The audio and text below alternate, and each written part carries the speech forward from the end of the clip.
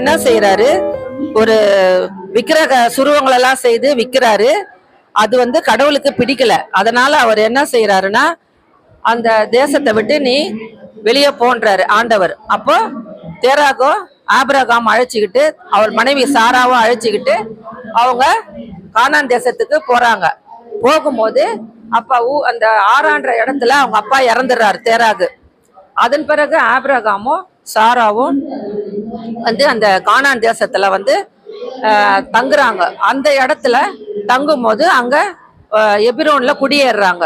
அதன் பிறகு ஆண்டவர் காட்சி கொடுத்து, உனக்கு நான் ஒரு மகனை கொடுப்பேன், அது வானத்து நட்சத்திரங்களை போல இருக்கும், பூமியின் மணலை போல இருக்கும்னு சொன்னதுனால ஆண்டவர் ஆசீர்வதிச்சாரு. ஆனா அவர் சொல்லும் போது 75 வயது.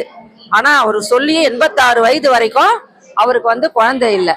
அப்போ அவங்களுடைய மனைவி என்ன செய்யறாங்கன்னா, சாரால் தன்கிட்ட இருக்கிற அடிமை பெண்ணாகிய ஆகாரை அவருக்கு திருமணம் செய்து வைத்து அதன் மூலமா குழந்தை பிறக்கணும்னு சொல்லி அவங்க அந்த ஆகாரை அவங்கள அனுப்புறாங்க. அப்ப ஆகாருக்கும் ஆபிரகாமுக்கும் பிறக்கிற மகன் தான் இஸ்மவேல். அந்த இஸ்மவேல் தான் அவன் முரட்டுத்தனமா இருக்கிறான். ஆனா அதன் பிறகுதான் ஆண்டவர் என்ன செய்யறாரு, உடன்படிக்கை செய்யறாரு. கண்டிப்பா நான் உனக்கு சொன்னதை நான் செய்வேன், உனக்கு நான் சொன்னதை செய்வேன், நான் உனக்கு சொன்னபடி வானத்து நட்சத்திரத்தை போலவோ பூமியின் மணலை போலவோ நான் உனக்கு பிள்ளைகளை நான் கொடுப்பேன்னு சொன்னாரு. அதனால அவர் என்ன செய்யறாருன்னா, அதை பணிந்து அதை ஏற்றுக்கொண்டாரு. அப்ப அது அவருக்கு நீதியாக எண்ணப்பட்டது. அதன் பிறகு என்ன செய்யறாரு, அவங்களுக்கு பசி ஆறும்படியா அவங்களுக்கு அப்ப சுட்டு காளைய அவங்களுக்கு சமைச்சு கொடுக்குறாங்க. அதை சாப்பிட்டுட்டு அவங்க ஆபிரகாம ஆசீர்வதிக்கிறாரு. அதன் பிறகு அவர் பேர் ஆபிராம் இல்ல ஆபிரகாம்னு அதன் பிறகுதான் அவரோட பேர் மாறுது. அதே மாதிரி சாரான்ற பேர் சாரால்னு மாறுது. அதன் பிறகு ஆண்டவர் சொன்னபடி அந்த ஈசாக்கு பிறகுது. அதன் பிறகு ஆண்டவர் என்ன சொல்றாருன்னா, தன்னுடைய ஒரே மகன் ஈசாக்கு நீ எனக்காக பலி கொடுக்கணும் அப்படின்னு சொல்லி அவர் கேட்கறதுனால அவர் அழைச்சிட்டு போறாரு, மோரியா மலையாண்ட அழைச்சிட்டு போறாரு. அப்போ மலை மேல ஏறும் போது அவன் பையன் கேட்கிறான், விறகு இருக்கு, தீபந்தம் இருக்கு, கத்தி இருக்கு, ஆனா பலி கொடுக்க ஆடு எங்கன்னு கேக்குறான். அப்ப அவர் என்ன சொல்றாருன்னா, அத கடவுள் பார்த்து கொள்ளுவார் அப்படின்னு சொல்லிட்டு சொல்றாரு. அதன் பிறகு தன்னுடைய கூட 2 வேலைக்காரர்களையும் அழைச்சிட்டு போறாரு. அப்படி போகும்போது அந்த வேலைக்காரங்கிட்ட சொல்றாரு, நாங்க 2 பேரும் மேல போய் கடவுளை வணங்கிட்டு திரும்பியும் வருவோன்றாரு. ஆனா அவருக்கு தான் தெரியும் மேல பலி கொடுக்க போறோம்னு பிள்ளைய. ஆனா திரும்பி வருவோன்னு சொல்றது எதுனாலனா விசுவாசம். ஏன்னா ஆண்டவர் தன் மகனை நான் பலி கொடுத்தாலும் உயிரோட திருப்பி கொடுக்க வல்லவர் அப்படின்ற அந்த விசுவாசத்தினால அவர் அந்த வார்த்தையை சொல்றாரு. அதன் பிறகு பலி கொடுக்கிறாரு. அப்ப பலி கொடுக்கும் போது ஆண்டவர் வானத்துல இருந்து உன் மகனை நீ வெட்டாத, நான் சோதிக்கதான் நான் செய்தேன் அப்படின்னு சொல்லி அவர் ஒரு ஆட்டுக்குட்டிய, அது வரைக்கும் அந்த ஆட்டுக்குட்டி அங்க இல்ல. அதுக்கப்புறம் அந்த ஆட்டுக்குட்டிய அவரை காட்டி நீ இத பலி கொடுன்றாரு. சரின்னு தன் மகனுக்கு பதிலா அந்த ஆட்டுக்குட்டிய அவர் பலி செலுத்துறாரு. அது எதனுடைய அடையாளம்னா, ஆண்டவர் நம்ம மனுஷன் பாவம் செய்யும் போது பாவம் எண்ணத்தை நம்ம பாவம் செஞ்சதுக்கு மனுஷன் எண்ணத்தை பரிகாரமா நம்ம செலுத்துவான். அதனால உனக்கு பதிலா நான் பலியாகிறேன்னு சொல்லி ஆண்டவர் இயேசு கிறிஸ்து பாஸ்கா ஆட்டுக்குட்டியாக தன்னைத்தானே பலியாகிறது உதாரணமா தான் அது அந்த பலி செலுத்துற அந்த பஸ்கா நிகழ்ச்சி. அவங்க அம்மாக்கு 20 வருஷமா குழந்தையே பிறக்காம இருந்தது. அப்புறம் கடவுள் வரலால 2 பசங்க. அதுல முதல் பையன் பேர் ஏசா, 2வது யாக்கோபு. அவர் ஏசாவுடைய காலை பிடிச்சுக்கிட்டே அவர் வெளியே வந்ததால யாக்கோபுன்னு பேர் அவருக்கு வந்தது. இது அந்த பெத்தேலியும் இதுலயும் 2 பலிப்பீடங்களை எழுப்பின இது நிகழ்வு. இது யாக்கோபு லாபான் உடன்படிக்கின்றது. அவங்க லாபான் அவருடைய தாய் மாமன். அவர் இந்த 2 மகள்களையும் கட்டி கொடுத்து ஆடு மந்தைகள் எல்லாத்தையுமே அவருக்கு கொடுத்து அவர் அத கல்யாணத்துக்கு இது பேசி முடிக்கிறாரு.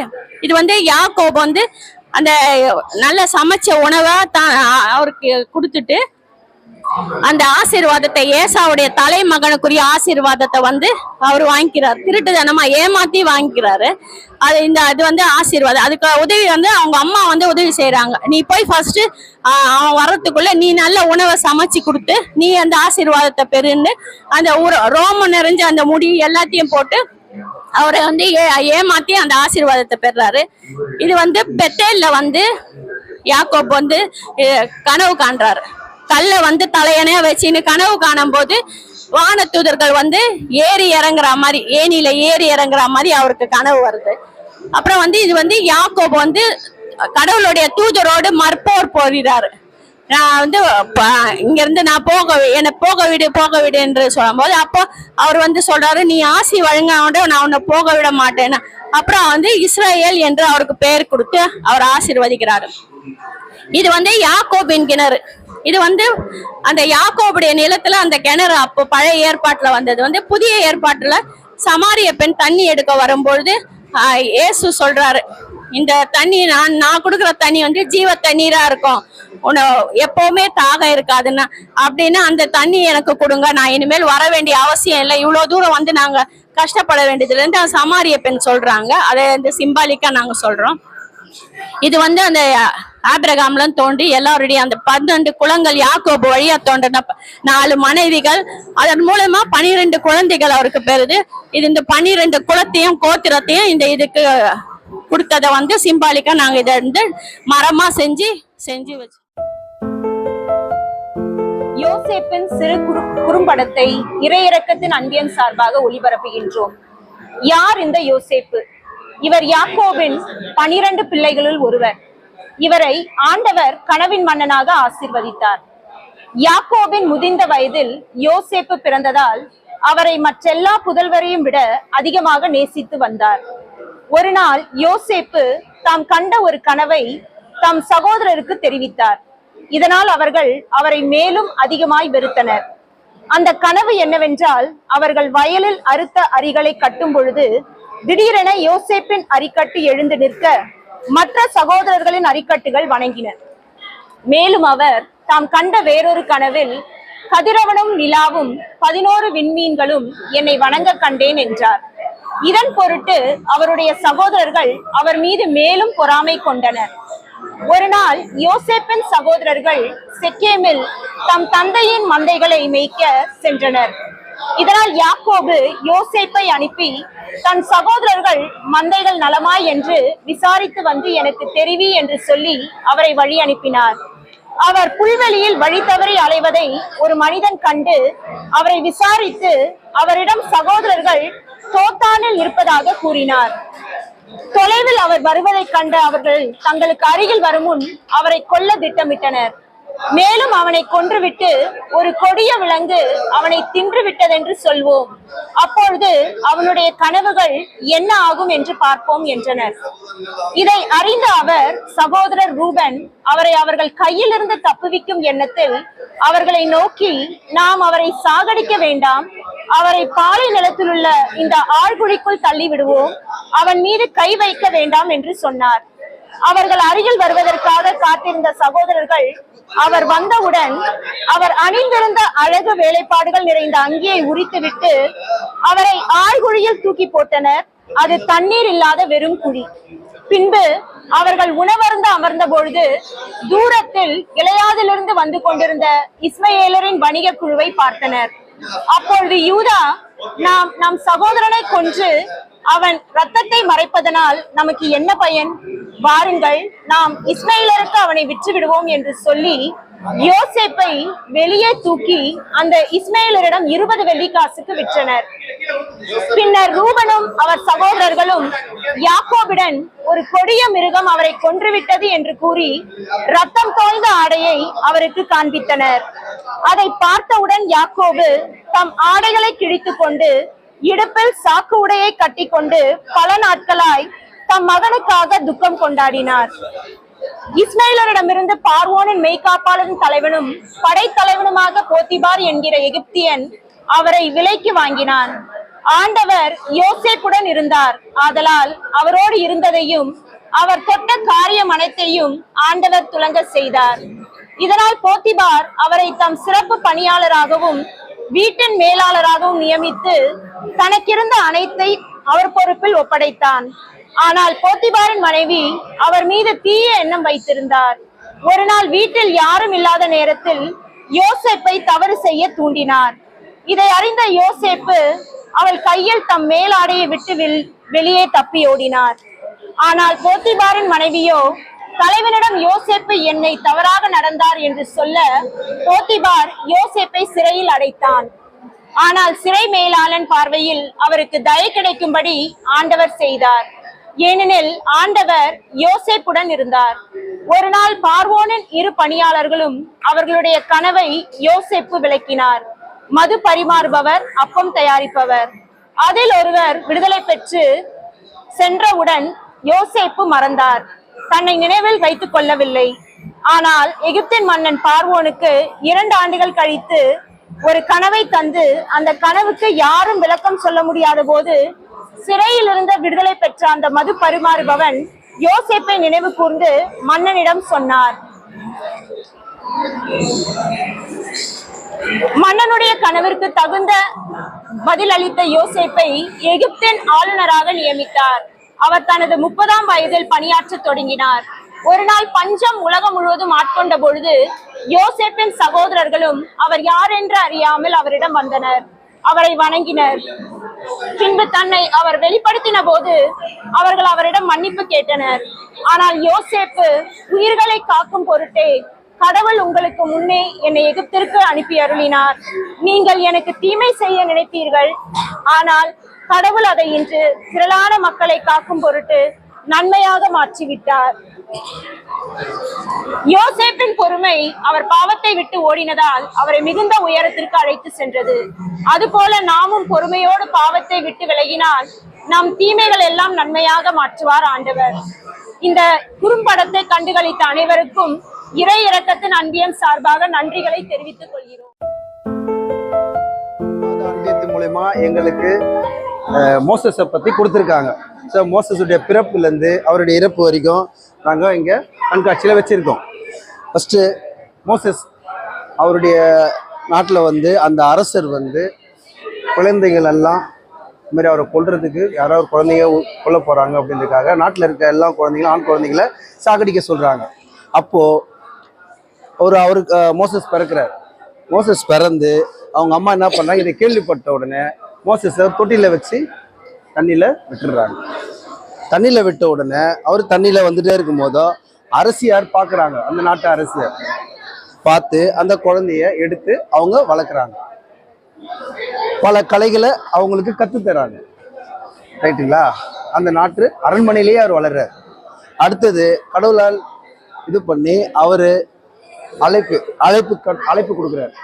அவர் ஒரு முட்புதரில் வந்து கடவுளோட பேசுறார்.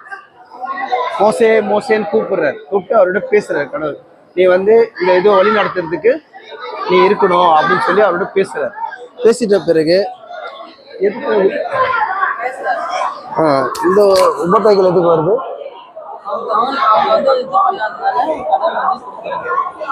அவங்க கடவுள் இவர் சொல்ற வார்த்தைகளை வந்து கேட்காதனால, மக்கள் கேட்காதனால கடவுள் வந்து அவங்களுக்கு மக்களுக்கு வந்து உபதைகள் 10 உபதைகளை தரார். வாதைகளை தரார்.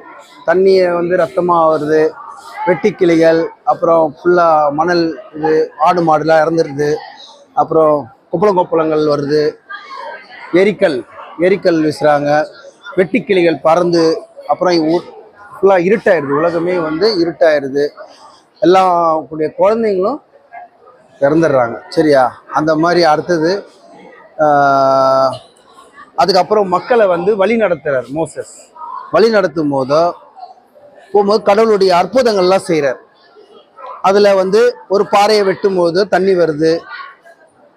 அப்புறம் மன்னாவை இது பண்ணுறாரு, மன்னா கொடுக்குறாரு. பசியோடு இருக்கும்போது வழி நடத்தி போகும்போது பசியோடு இருக்கிறதுனால அந்த மன்னாவை கொடுக்குறாரு. இதெல்லாம் கடவுளுடைய அற்புதங்கள். அதுக்கப்புறம் அவர் வழி நடத்திட்டு போகிறச்ச இந்த செங்கடலை வந்து இந்த நாட்டிலேருந்து அந்த இதுக்கு போகணும். அதனால அவர் செங்கடலை பிரிக்கிறார். கடவுளுடைய ஆசீர்வாதத்தால் செங்கடலை பிரிக்கிறார். பிரிச்சுட்டு அதுக்கப்புறம் மக்களோட எல்லாம் வந்து ஊரோட சேர்ந்த பிறகு கடவுளுடைய வார்த்தைகளை வாங்குறதுக்காக அவர் மலைக்கு போகிறார். மலைக்கு போகும்போதோ கடவுளுடைய 10 கட்டளைகளை வாங்கிட்டு திரும்பி ரிட்டர்ன் வரும்போது மக்கள் திரும்பி பழைய மாதிரி அவங்களுடைய உருவ வழிபாடுகளை கொள்றாங்க. அதனால அவர் கோவப்பட்டு அந்த 10 கட்டளையை போட்டு உடைக்கிறார். அதுக்கப்புறம் திருப்பியும் மக்கள் மனம் மாறி திருப்பியும் வந்து என்ன பண்றாங்க, திருப்பியும் 10 கட்டளையார் வாங்கிட்டு வந்து கொடுக்குறாரு. அதோடைய வார்த்தைகள் இதெல்லாம். அதுக்கப்புறம் உடன்படிக்கை பேழை, இந்த 10 கட்டளையுடைய இது வந்து உடன்படிக்கை பேழையா இங்க வச்சிருக்கோம். அதாவது மோசஸ்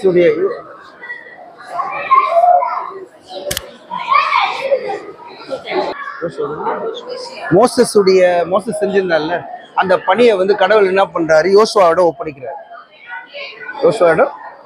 ஒப்படைக்கப்பட்ட பணி யோசுவாவிட வந்து சேரும் போதோ கடவுள் சொல்றார், மோசையோட நான் எப்படி பயணிச்சனோ மக்கள்கிட்ட சொல்றாரு, மக்களோட எப்படி நான் பயணிச்சனோ அதே மாதிரி நான் யோசுவாவோட பயணிப்பேன், அதனால நீங்க யாரும் கலங்காதீங்க அப்படின்னு சொல்லி இது பண்றேன். இது வரைக்கும் நாங்க பாருங்கள் இறை மக்களே, என் வாழ்க்கை வரலாற்றை பாருங்கள். நான் குழந்தை சாமுவேல். நான் சமூகத்தை சார்ந்தவர்கள். நாங்கள் எடுத்துக்கொண்டிருக்கிற தலைப்பு சாமுவேல், இறைவாக்கினர் சாமுவேலை பற்றி நாங்கள் இங்கு கண்காட்சி வைத்துள்ளோம். சாமுவேலில் 2 நூட்கள் உள்ளன. சாமுவேலுக்கு அவர்கிட்ட ஏறக்குறைய 100 ஆண்டுகள் ஆட்சி செய்த 100 ஆண்டுகள் அவருடைய வாழ்க்கை வரலாறு இருக்கிறது. சாமுவேல் 2 அரசர்கள், அவரது காலத்தில் தான் அரசர்களை நியமித்தார். முதல் அரசர் சவுல், 2வது அரசர் தாவீது. மேலும் சாமுவேலுடைய பெற்றோர்கள் எல்கானா, அன்னா.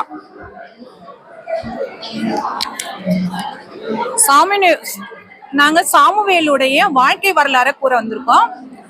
சாமுவேல் வந்து அவருடைய பெற்றோர் வந்து எல்கானா, அன்னா எப்ராயிம் மலைநாடு ராமா நகரை சார்ந்தவர்கள். அவங்க 2 பேருக்கும் குழந்தை இல்லை. எல்கனாவுக்கு 2 மனைவி இருந்தாங்க, அண்ணா, பெனினா. பெனினாவுக்கு குழந்தை இருந்தது. அதனால பெனினா அடிக்கடி அண்ணாவை வருத்தப்படுத்துவா. அதனால அண்ணா அழுவா. அப்போ அவருடைய எல்கனா சொல்வாரு, நான் உன் 10 பிள்ளைகளுக்கு சமம் அல்லவா, ஏன் நீ அழுறேன்னு. இல்ல, அப்போ எனக்கு குழந்தை வேணும் அப்படின்னு சொல்லுவாங்க. அவர்களுடைய வழக்கப்படி வருடந்தோறும் என்ன பண்ணுவாங்க, சீலோவில் உள்ள ஆண்டவரின் இல்லத்திற்கு போய் பலி செலுத்த போவாங்க. அப்படி அவங்க செலுத்தும் போது எல்லாரும் வந்து சாப்பிட்டுக்கிட்டு முடிச்ச பிறகு அண்ணா மட்டும் வந்து ஆலயத்துல ஆண்டவர் முன்னாடி வந்து அழுகுறாங்க. அழும்போது ஒரு பொருத்தனை செய்யறாங்க, எனக்கு ஒரு குழந்தைய தந்தீங்கன்னா நான் வந்து அந்த குழந்தைய உமக்கு ஒப்படைப்பேன் அப்படின்னு சொல்றாங்க. குரு ஏலி அதை பார்த்துட்டு முதல்ல அவங்க குடிச்சிட்டு பேசுறாங்கன்னு நினைக்கிறாங்க. பிறகு இல்ல, நான் குடிக்கல, நான் வருத்தத்தோட பேசுறேன்னு குரு ஏலி அவங்களை ஆசீர்வதித்து அனுப்புறாங்க. அப்பவே அந்த முறையே அண்ணா என்ன செய்யறான், கருவுற்று இருக்கிறான். கருவுற்று சாமுவேல் என்ற மகனை பெற்றெடுக்கிறான். அந்த சாமுவேல் என்ற பேரிட காரணம் என்ன அப்படின்னா, நான் அவனை ஆண்டவரிடமிருந்து கேட்டேன் என்று சொல்லி அவர் அவனுக்கு சாமுவேல் என்று பெயரிடுறாங்க. அப்புறம் பால்குடி மறக்கிற வரைக்கும் சாமுவேல அண்ணா வச்சிருக்காங்க. பிறகு ஏலியிடம் கொண்டு வந்து ஒப்படைக்கிறாங்க.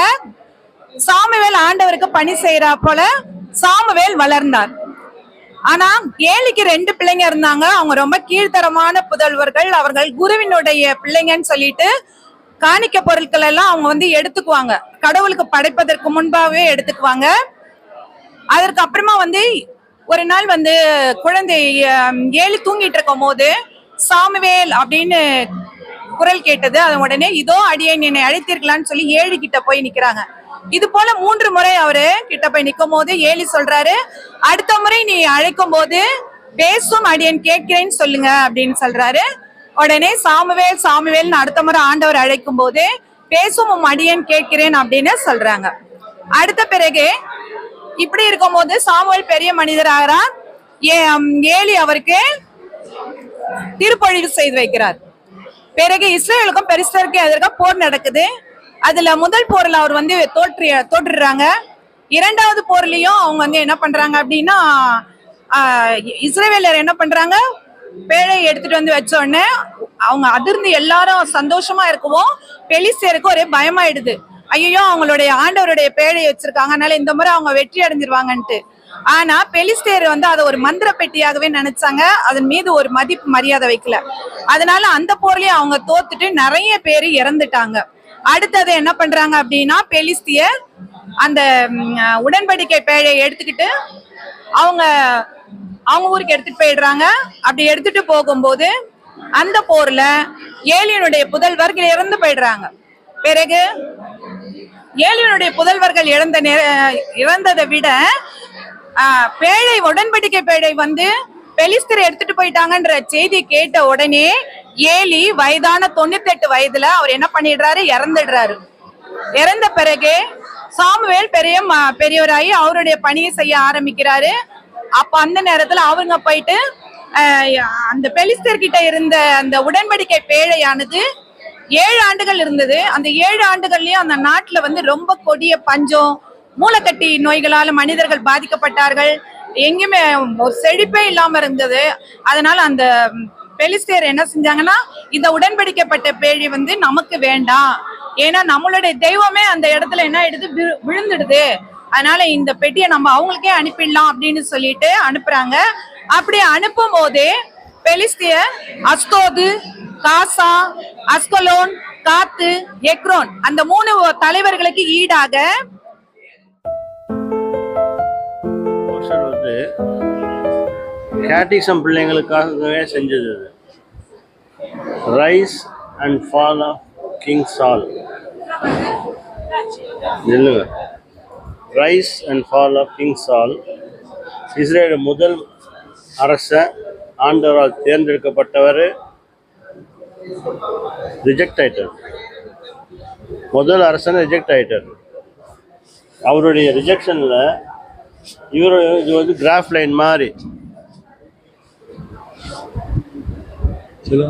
டால் அண்ட் ஹேண்ட்ஸமு, வல்லமை, வெற்றி எல்லாம் இருக்குது. நீ பேசாதுப்பா. இது இறங்குது, டிசோவே பண்ணிட்டாரு. மறுபடியும் வந்து தேவையில்லாமல் ஒரு உறுதிமொழி எடுத்து யோனாத்தனை சாவடிச்சிடுறாரு தேவையில்லாமல். இதெல்லாம் அவருடைய கிராஃப் லைன் மாதிரி.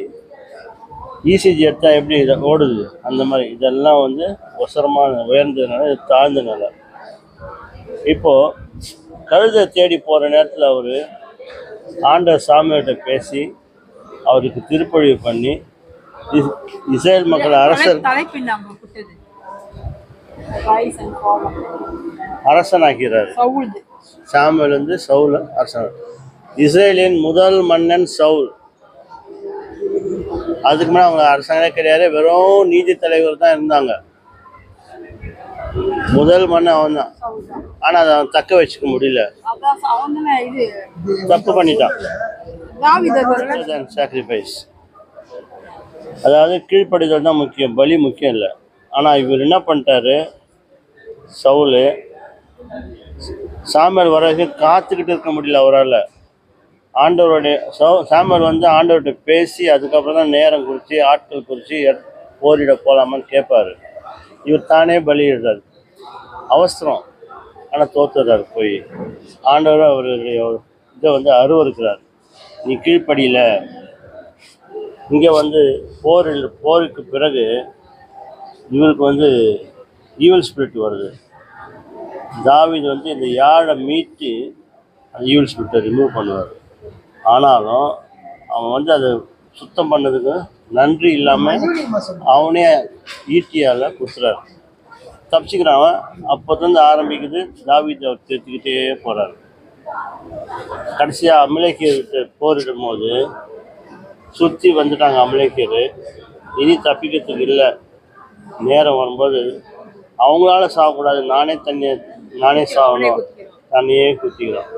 அப்படி குத்திக்கிட்டு வரும்போது நமக்கு என்ன பாடம் வருதுனாக்கா, பெருமை, பொறாமை, கீழ்ப்படுதல் இல்லாமல் நமக்கு இருக்கக்கூடாது. அப்படி இருந்ததுனாக்கா பலவித கஷ்டங்கள் நமக்கு வரும்.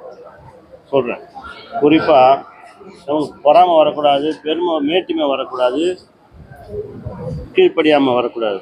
வந்தால் பேராசையினால இம்ரான் பெரிய கிரிக்கெட் பிளேயரு ஜெயிலுக்கு போகிற அளவுக்கு அரசியல்வாதி ஆனான். அதே மாதிரி இவர் மல்லையா வீழ்ச்சி, ரொம்ப பெருமை ஜாஸ்தி, தொழிலதிபர், வெளிநாட்டுக்கெல்லாம் போகிறேன்னு சொல்லிட்டு ஓடி போய் ஒழிஞ்சினாரு. இப்போ இந்தியாவுக்கு வரமாட்டேங்கிறாரு. ஆனால் தாழ்ச்சி மாதிரி இருந்தால் தான் நல்ல உயர்வு கிடைக்கும்.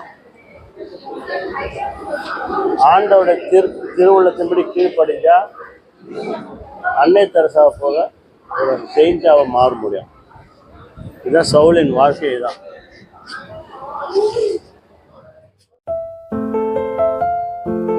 இயேசுவின் அன்பின் வணக்கங்களும் ஆசீர்வாதங்களும் லூர்து அன்னை சார்பாக உங்கள் அனைவரையும் இந்த திருவிவிலிய காட்சியின் தாவீது இறைவாக்கினருடைய காட்சியை வெளிப்படுத்தியதற்கு பார்வையிட உங்கள் அனைவரையும் வரவேற்கிறேன்.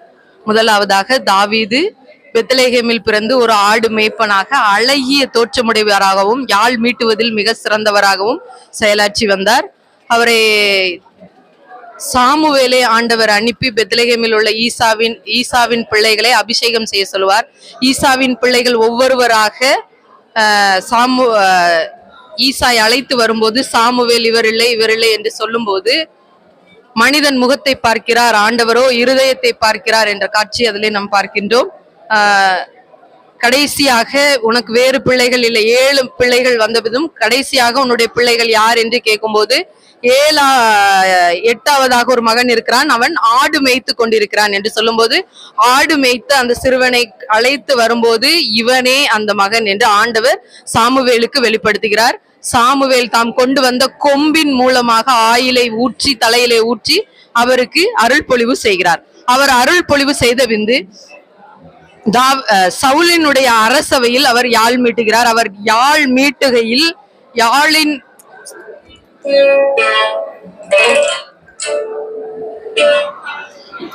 மீட்டுகையில் அவருக்கு இறங்கிய அந்த தீய ஆவியானது அது வெளிப்பட்டு செல்கிறது. தாவீது தன்னுடைய சகோதரர்கள் 3 பேர் இஸ்ரவேலருக்கும் பெலிஸ்தியருக்கும் ஏற்படுகின்ற ஒரு போரிலே அவருடைய சகோதரர்களுக்கு 5 அப்பங்களும் தோற்பையில் ரசமும் எடுத்து செல்கிறார். அப்பொழுது பெலிஸ்தீரின் தலைவனான கோலியாத்து இஸ்ரேலிலே இழிவாக பேசுவதை கண்டு கோபமடைந்த தாவீது சவுலின் அரசவைக்கு சென்று சவுலிடம் நான் இந்த போரில் போரிடுகிறேன் என்று சொல்லும் பொழுது சவுல் அவருக்கு அனுமதி அளித்து கவசங்கள், போர் வீரருக்கான கவசங்களை கொடுப்பார். தாவீது வந்து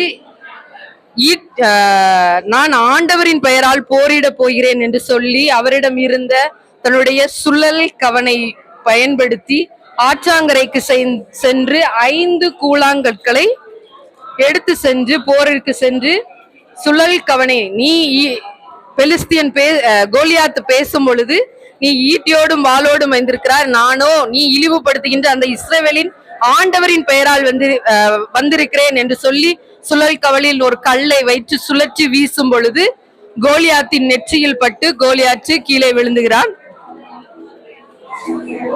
அப்பொழுது மக்கள் அனைவரும் சவுல் 4000 பேரை கொன்றான், தாவீதோ 10,000 பேரை என்று கொன்றான் என்று சொல்லும் பொழுது சவுல் கோபம் அடைந்து தாவீதை கொல்ல திட்டமிடுகிறார்.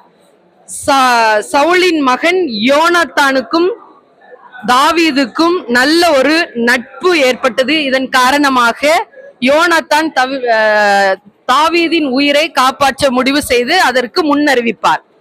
தாவீது அப்பொழுது நோபாப் நாட்டிற்கு தப்பி ஓடுவார். போகின்ற வழியிலே அங்கு இருக்கின்ற ஒரு பாலைவனத்திலே அபிமெலேக்குவினுடைய கூடாரத்திற்கு சென்று தனக்கு பசியாக இருப்பதாகவும் உணவு கேட்பார். உணவு கேட்கும் போது அங்கு உணவு எதுவும் இல்லை, தேவ அப்பம் ஒன்று மட்டும்தான் இருக்கிறது என்று சொல்லும் பொழுது தாவீதுக்கு அதை அபிமெலேக்கு கொடுப்பார்.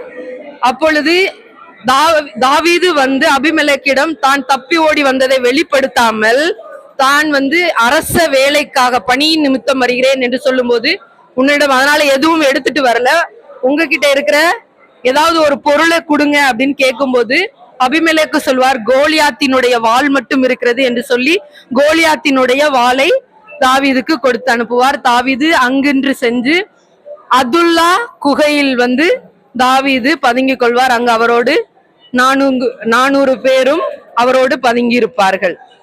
தாவீது இந்த குகையில் தான் திருப்பாடல்கள் அதிகமாக இயற்றினார்.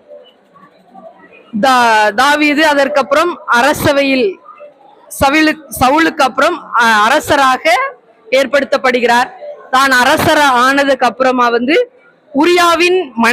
உரியாவின் மனைவியை அவர் தவறாக பயன்படுத்திக் கொள்வார். அதற்காக ஆண்டவரிடம் மனம் வருந்தி மன்னிப்பு கேட்டு திருப்பாடல் 53 அவர் இயற்றினார்.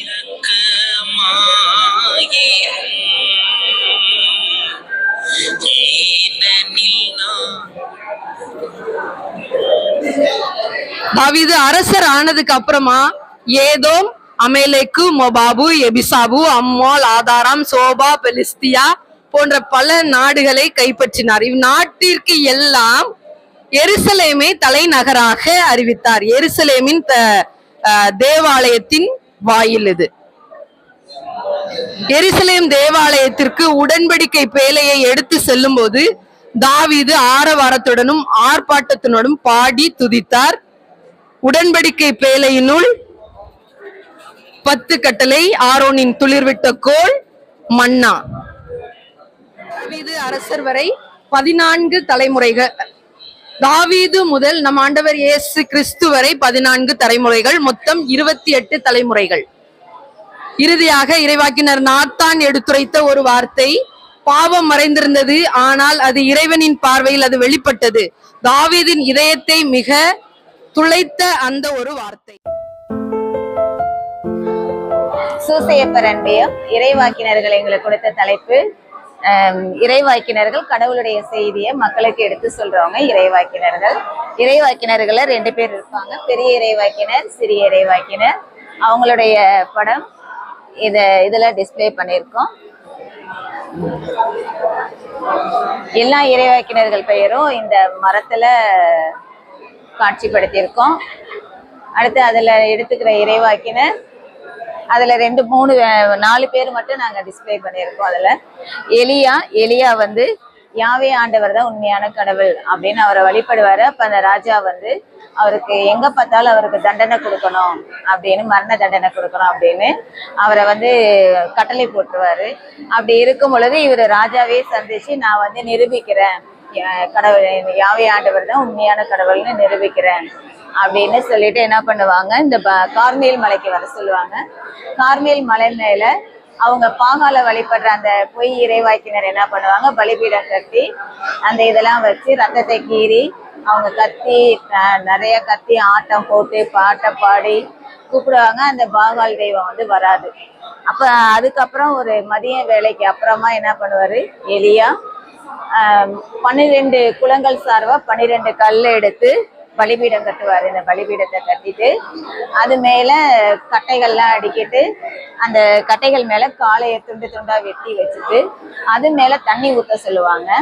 3 முறை ஊத்த சொல்லுவாங்க. 3 முறையும் ஊத்தி முடிச்ச உடனே சுத்தியிலும் தண்ணி நிற்கும்.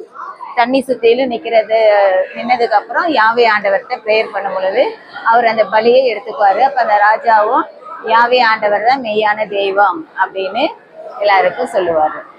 அடுத்தது இதுல எரேமியாவை வந்து பாலங்கிணற்றுல தள்ளுறது, கடவுளுடைய வார்த்தையை ராஜாவுக்கு எதிராக சொல்லும் பொழுது அவங்க வந்து என்ன பண்ணிடுறாங்க, அந்த ராஜா கிணத்துல தள்ளிடுவாங்க. தள்ளுற அந்த நாட்கள்ல வந்து அவருக்கு பஞ்சம் வந்துடும் அவங்க நாட்டுல. ஸோ இவர் வந்து உண்மையான கடவுளை வழிபடுறவர் அப்படின்ட்டுன்னா அவர் வெளியில எடுத்துருவாங்க. இது வந்து கடவுளுடைய வார்த்தையை சொல்றதுக்கு யோனாவை நினிவேக்கு போக சொல்லுவாங்க. ஆனா அவரு என்ன பண்ணுவாரு, நீங்க வந்து இப்ப சொல்லுவீங்க, அவரை திரும்பவும் தண்டனையை மாத்திட்டு நல்லதா கொடுத்துருவீங்க, அவங்களுக்கு ஆசீர்வாதம் கொடுத்துருவீங்க அப்படின்னு சொல்லிட்டு இவர் நினிவேக்கு போவாம தர்ஷிஷ்க்கு போவாரு. அப்ப கடல்ல வந்து ஆண்டவர் வந்து புயல் வர வச்சு அந்த புயல்ல வந்து இவர் அந்த கப்பல்ல இருந்து வெளியில தூக்கி போட்டுருவாங்க கடல்ல. அப்ப அந்த மீன் வந்து அவரை வந்து முழுங்கிட்டு அந்த மீன் வயிற்றுக்குள்ள 3 நாட்கள் இருப்பாரு. அந்த இன்சிடென்ட் தான் இதுங்க. அப்புறம் வெளியில வந்து நினிவேக்கு போய் நற்செய்தி ஆண்டவருடைய செய்தி சொல்வாரு. அதனுடைய படம் தான் இங்க காட்டுறாங்க. இதுல வந்து எசேக்கியேல் கடவுள் சொல்லுவாரு, எலும்புகளுக்கு போய் என்னுடைய செய்தியை சொல்லு அப்படின்னு. அப்ப அவர் சொல்ல, அதே காஞ்சி போய் கிடக்குமே, அதுல கொஞ்சம் கூட ஈரம் இருக்காதுன்னு அந்த பள்ளத்தாக்குல போய் அவர் ஆண்டவருடைய இதை சொல்லும் பொழுது அந்த எலும்புகள் எல்லாம் அதோட உடம்போட போய் எலும்புகளோட சேர்ந்து அதுல நரம்பு சதைகள்லாம் உருவாகி தோல் உருவாகி ஆண்டவருக்கு சாட்சியா நிற்கும். இறைவார்த்தையை கேட்ட உடனே எலும்புகளும் உயிரோட வரும் அப்படிங்கறதெல்லாம் டிஸ்பிளே பண்ணியிருக்கோம். வெல்கம் டு பெரிய நாகியான்பியம். எங்க அன்பியத்துக்கு கொடுக்கப்பட்ட தலைப்பு 12 இயேசுவின் 12 சீடர்கள். நாங்க இங்க வந்து என்ன காட்சிப்படுத்துகிறோம்? இயேசு 12 சீடர்களோட பெயர்கள் காட்சிப்படுத்திருக்கிறோம், சின்னங்களை காட்சிப்படுத்திருக்கிறோம், நிலை கற்கள் காட்சிப்படுத்திருக்கிறோம், வண்ணங்கள் காட்சிப்படுத்திருக்கிறோம், அவர்களுடைய தொழில்களை காட்சிப்படுத்திருக்கிறோம், அவங்க செஞ்ச மறை பணிகளை காட்சிப்படுத்திருக்கிறோம். அறிந்து கொள்வோம் என்ற பெயர்ல ஒரு சார்ட்டா நாங்க ரெடி பண்ணிக்கிறோம். 12 சீடர்களை பத்தி அறிந்து கொள்வோம்னு சொல்லிட்டு இந்த இத்தனை விஷயங்களையும் ஆதாரங்களோட இங்க நாங்க குறிப்பிட்டிருக்கிறோம். அதுக்குரிய ஆதாரம்லாம் வந்து திருவிவிலியத்திலிருந்து கொஞ்சம் எடுத்திருக்கிறோம், இயேசுவின் அப்போஸ்தலர் நூலிலிருந்து எடுத்திருக்கிறோம், ஐரோப்பியர் கிறிஸ்துவ பணிகள் என்ற நூலிலிருந்து எடுத்திருக்கிறோம், அயலக கிறிஸ்துவ தமிழ் பணிகள் என்ற நூலிலிருந்து இந்த ஃபுல் டீடைல்ஸும் நாங்கள் எடுத்திருக்கிறோம். அடுத்ததாக வந்து இயேசு 12 சீடர்களோட எங்கெங்க காட்சி கொடுத்துருக்கிறாருன்றத நாங்கள் வந்து அந்த பிரிண்ட் அவுட்டாக நாங்கள் காட்சிப்படுத்திருக்கிறோம். அவரோட உதாரணத்துக்கு அவரோட ராபோஜனம், அவரோட பாதம் கழும் சடங்கு, இயேசுவின் முன்னேற்றம், தூய ஆவியை பெற்றுக்கொள்ளும் போதும், உயிர்த்த இயேசுவா இருக்கும் போதும், இயேசு ஜெபிக்க கற்றுக் கொடுக்கும் போதும் ஒவ்வொரு காட்சி நாங்கள் படுத்திருக்கிறோம். இது எல்லாமே நாங்கள் பைபிள்ல இருந்தும், இயேசுவின் அப்போஸ்தலர் நூலிலிருந்தும், ஐரோப்பிய கிறிஸ்துவ பணி நூலிலிருந்தும், அயலக கிறிஸ்துவ தமிழ் பணிகள் என்ற நூலிலிருந்தும் காட்சிப்படுத்திருக்கிறோம். அதுபோல சீமோன் பேதுரு முதல் சீடரா அறியப்படும் போது அதற்குரிய 1, 2, 3, 4, 5 என்று 12 சீடர்களோட நம்பர் நாங்கள் குறிப்பிட்டிருக்கோம். இது நம்பர் வந்து எபிரேய மொழியில வந்து 1ஆம் நம்பருக்கு தலைமை என்ற பேரு பண்பு, 2ஆம் நம்பருக்கு மன வலிமை என்ற அவங்களோட குணாதிசயம், பிறர் அன்பு 3வது, அது மாதிரி யாக்கோபுக்கு 3, யோவானுக்கு குழந்தை மனம் 4என்ற நம்பரை குறிக்குது. இத மாதிரி 12 சீடர்களையும் நாங்க அத மாதிரி காட்சிப்படுத்திருக்கிறோம். ரெண்டாவதாக அறிந்து கொள்வோம் என்ற சாப்டர்ல நாங்க டிஸ்பிளே பண்ணிக்கிறதுல யூதா ததேயு, சின்ன யாக்கோப்பு, உடன் பிறந்த இரட்டையர்கள் என்பதை நாங்கள் காட்சிப்படுத்திருக்கிறோம். இயேசுவும் தோமாவும் ஒரே முக சாயலாக இருக்கிறார்கள் என்பதற்காக இருவரும் இரட்டையர் என அழைக்கப்படுகின்றனர். திருச்சபையின் தூண்களான ராயப்பரும் பவுலும் ரோமில் ஒரே நேரத்தில் மறைசாட்சியாக ஆனதனால் அவர்களையும் இரட்டையர் என அழைக்கப்படுகிறார் என்ற குறிப்புகளை நாங்கள் காட்சிப்படுத்திருக்கிறோம். அது மாதிரி இயேசு புதிய ஏற்பாட்டுல 198 முறை வெவ்வேறு பெயர்கள் அழைக்கப்படுகிறார். மத்தேயு நற்செய்தியில் இயேசு என்ற பெயர் 151 முறை குறிப்பிடப்படுகிறது. மார்க்கு நற்செய்தியில் 108 முறை குறிப்பிடப்படுகிறது. லூக்காவில் 150 முறை குறிப்பிடப்படுகிறது. இயேசு தேர்ந்தெடுத்த 12 சீடர்களை முதல் 4 சீடர்களை ஜெபிப்பதற்காகவும், அடுத்த 4 சீடர்களை மக்களோட கனெக்ட் பண்றதுக்காகவும், மீதி 4 சீடர்களை இயேசுவின் தேவைகளை பராமரிப்பவர்களாகவும் நாங்கள் இங்க குறிப்பிட்டிருக்கிறோம். இயேசுவின் சீடத்திலாக பெண் சீடத்திலாம் இருக்கிறார்கள்ன்றதையும் நாங்கள் இங்க காட்சிப்படுத்திருக்கிறோம். வார்த்தை வழியாக இயேசுவின் சீடத்திலாக இயேசுவின் தாயாரும் மகதல மரியாவும் சூசன்னாவும் இயேசுவின் பெண் சீடர்களாக அறியப்படுகிறார்கள் என்பதை இங்க நாங்க இந்த சார்ட் வாயிலா நாங்க காட்சிப்படுத்திருக்கோம். தேங்க்யூ. சார்பாக எங்களுக்கு ஒரு தலைப்பு வந்து புதுமைகள். புதுமைகள் வந்து எங்கெங்கயோ போக வேண்டாம், இயேசுவ நாமமே ஒரு புதுமை. அவர் என்ன சொல்லிடுறாங்க? என்னிடத்தில் வாங்க, உங்க பாரத்தை என் மீது சுமத்தி விடுங்க, நான் உங்களுக்கு இளைப்பாறுதி தரேன். அதுதான் உண்மை. இறைவார்த்தை என்பது நம்ம அதை உள்வாங்கி நமக்கு என்ன தேவையோ அதுக்கேற்ற வசனங்களை நம்ம தியானித்தால் அதுல இருந்து நம்மளுக்கு மீட்பு கண்டிப்பாக உண்டு. அவர் என்ன சொல்லியிருக்காரு? என்னுடைய வார்த்தை மலை போன்றது, வீண் போகாது. சோ நம்மளுக்கு பலன் அளிக்காம போகாது. ஆனா நம்மளுக்கு வேண்டியது விசுவாசம். சோ எங்களுக்கு புதுமைகள்ல இந்த பைபிள் யோவான் 21:5 என்ன சொல்லியிருக்கு? இயேசு செய்தவை வேறு பல உண்டு, அவற்றை ஒவ்வொன்றாக எழுதப்படும் நூல்கள் உலகமே கொள்ள எனக்கு கருதுகிறேன் என்று சொல்லிக்கிறது. அதனால என்னது, நம்ம ஒவ்வொரு புதுமைகளா நம்ம சொல்ல ஆரம்பிச்சா என்னெல்லாம் புதுமைகள். ஸோ மெயின் வந்து நம்மளுக்கு 5 தான் நாங்கள் டிஸ்பிளே பண்றோம். ஒன்று வந்து முதல் புதுமையாக தண்ணீரை திராட்சை ரசமாக மாற்றிய கானாவூர் கன்னியாத்தில் நடந்தது.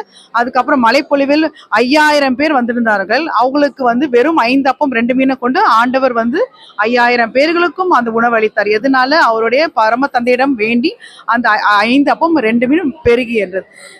மூன்றாவதாக மீன் பிடிக்க, நம் வாழ்க்கையில எது தோல்வி அடைந்தாலும் நம்மளுடைய விசுவாசம் அவர் மேலதான் இருக்க வேண்டும். சோ அவர் என்ன சொன்னா? என் பின்னே வாருங்கள், இந்த மீன் இந்த இடத்துல வலையை போடுங்கன்னு சொன்ன உடனே இத்தனை ஆண்டுகளாக மீனவர்களாக இருந்தாலும் அவர் ஆண்டவருடைய வார்த்தையின் உள்வாங்கியதனால், அவர் சொன்னபடியே செய்ததனால் திரளான மீன்களை அவர்கள் கண்டார்கள்.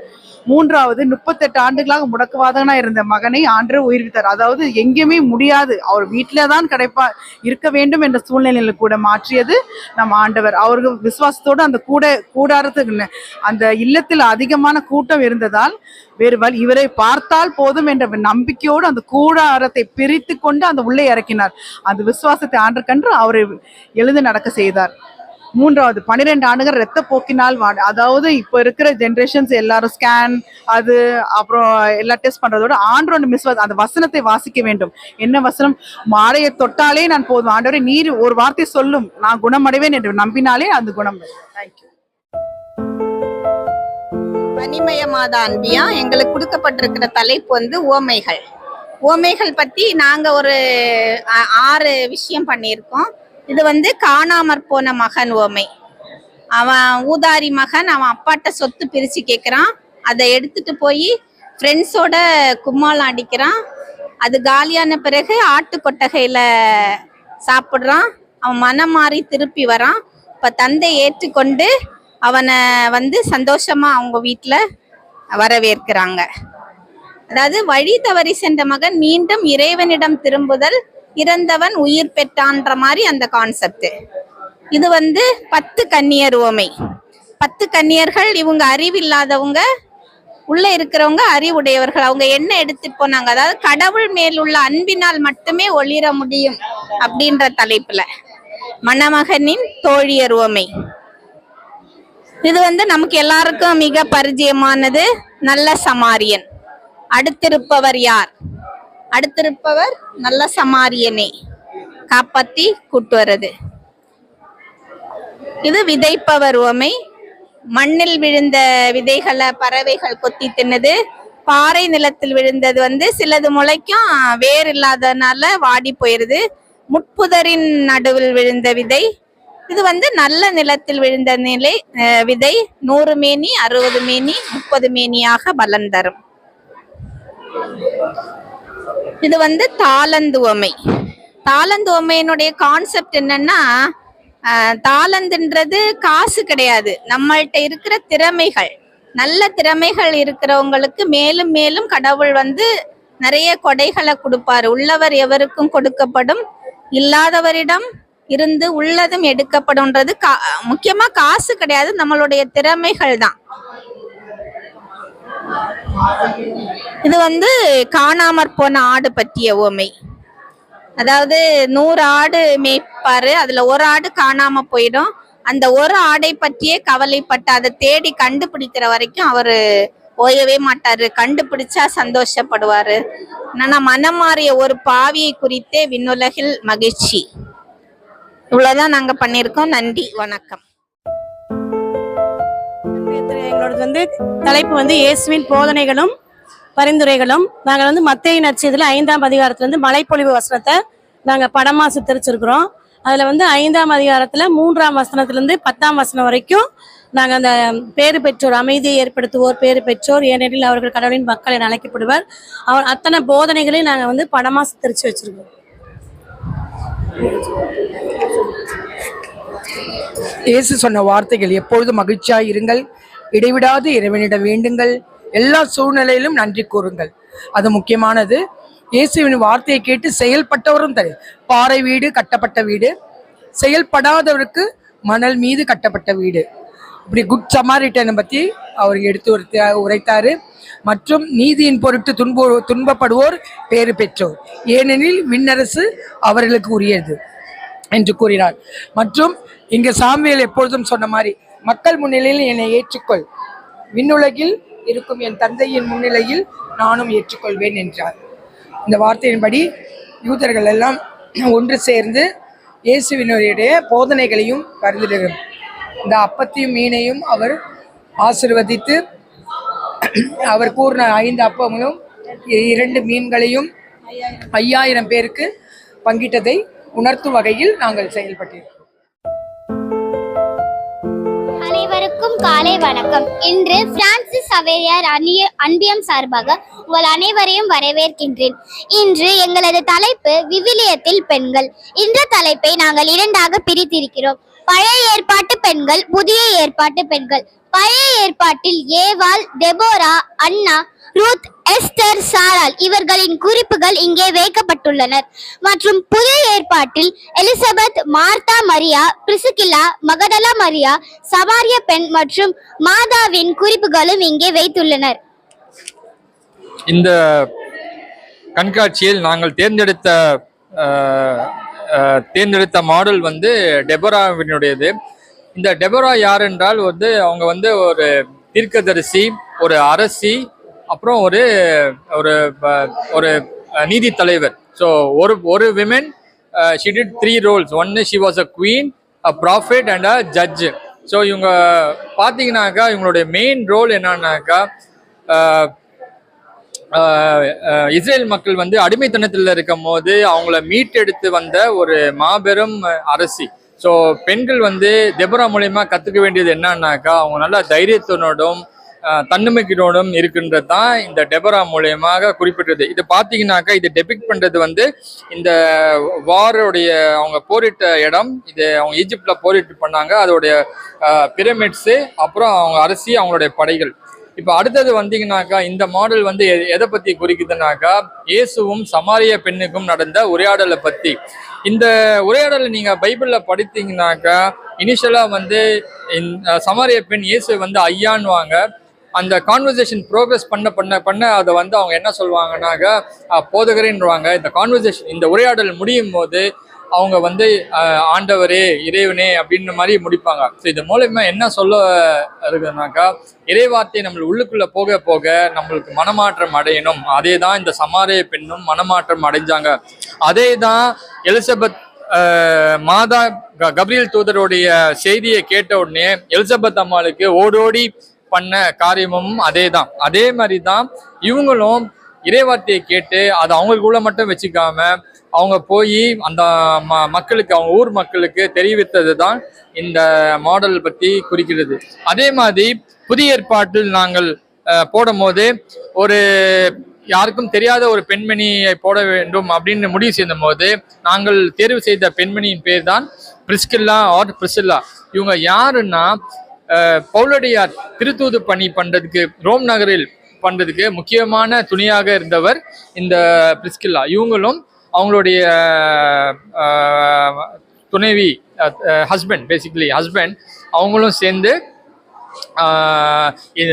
பவுலடியாருக்கு வந்து ஹெல்ப் பண்ணாங்க. இதை வந்து அப்போஸ்தலர் பணி நூல் 18ஆம் அதிகாரத்தில் இதை பற்றி குறிப்பிடுது. மற்ற பெண்கள்லாம் உங்களுக்கு ஏற்கனவே தெரிஞ்சவங்க தான்.